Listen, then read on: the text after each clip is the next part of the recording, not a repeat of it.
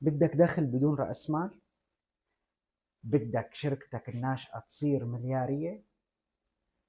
هي مو بس حلقة، هي تجارب وأبحاث وأخطاء اندفعت وأثمان اندفعت وخلاصة رح حطها بين إيديكم من سنة 2014 لغاية اليوم.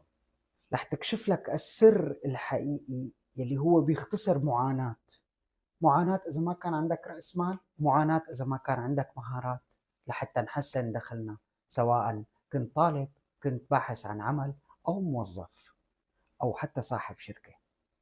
نحن ما رح نحكي عن أوهام اللي بنشوفها بالسوشيال ميديا، نحن حنعيش التجربة مع بعض. وانت بعد حابب تتابع الحلقة قناتكم وقناتي حلول الأعمال لمزيد من أفكار البزنس ومواضيع البزنس. تابعوا قناة حلول الأعمال على اليوتيوب، وأهلا وسهلا فيكم.